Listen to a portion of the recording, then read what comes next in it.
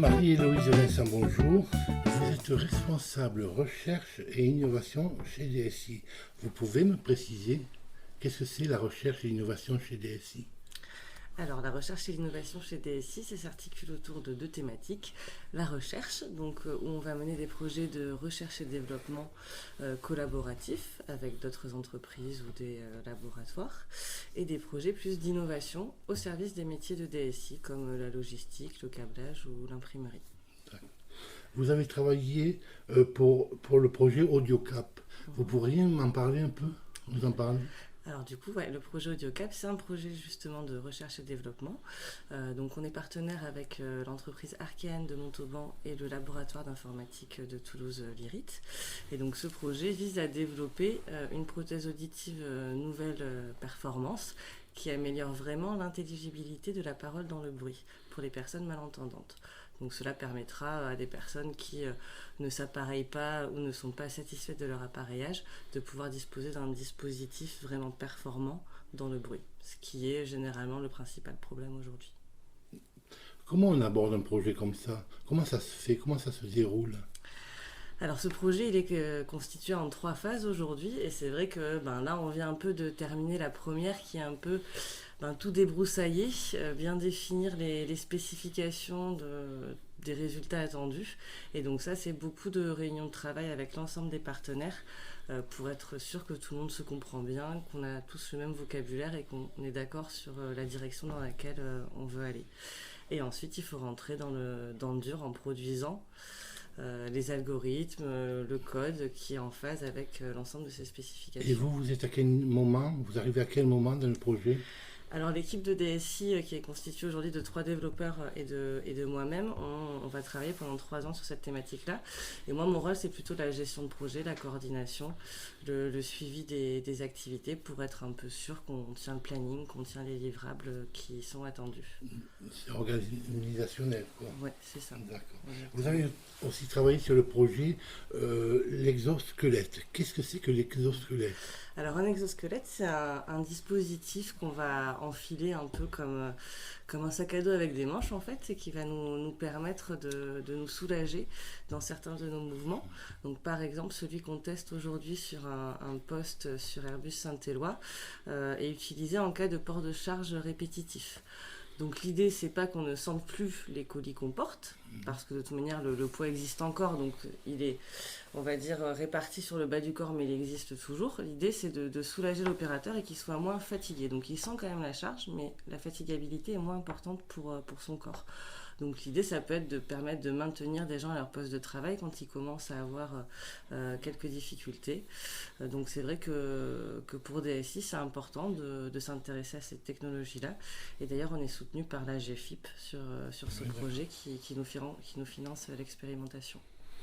Comment, vous êtes responsable de ces projets-là, comment vous avez été formé? Comment vous êtes formé? Alors moi à la base j'ai une formation d'ingénieur en aéronautique que j'ai complétée par une formation en économie sociale et j'ai intégré le service il y a 2 ans. Donc il existait depuis une dizaine d'années déjà et c'est vrai que Anis Ziadi, l'ancien responsable, avait cette appétence, cette curiosité pour en fait faire un peu de la veille, du réseautage dans les milieux scientifiques toulousains. Donc il m'a un peu transmis tout ça et c'est vrai que on se déplace, on se renseigne, on questionne sur ce qui se passe autour de nous pour voir ce qui peut être intégré au sein de DSI, ce qui fait du sens pour nous par rapport à nos objectifs. Et vous avez des projets sur combien de temps là?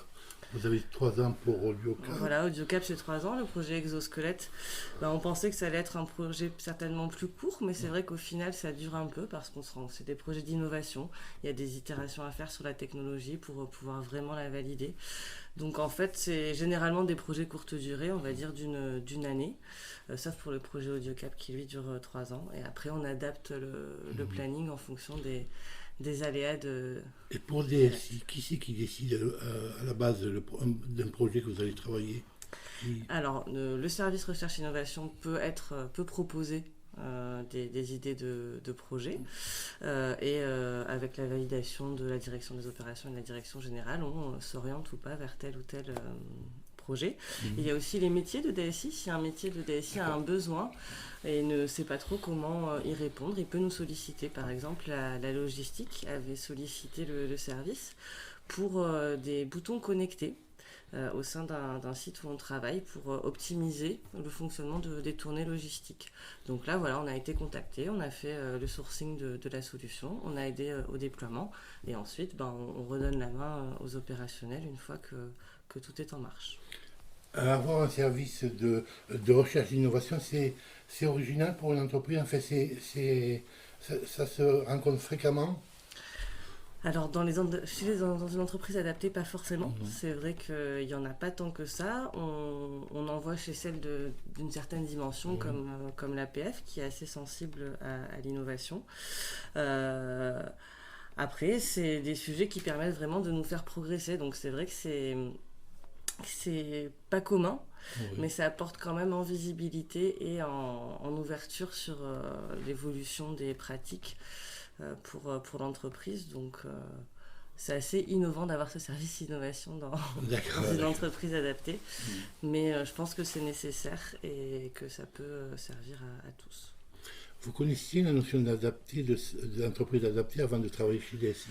Non, j'avoue qu'avant d'intégrer DSI, je ne connaissais pas la notion d'entreprise adaptée, donc ça a vraiment été une grande découverte pour moi et une très agréable découverte, puisqu'on voit tout ce que l'entreprise est capable de faire aujourd'hui et comment les collaborateurs sont capables de tout ce qu'on attend d'eux, quoi. Donc c'est vrai que c'est plein de beaux projets, plein de belles énergies et puis une entreprise qui avance, quoi. Marie-Louise Vincent, je vous remercie. Et bien, merci à vous.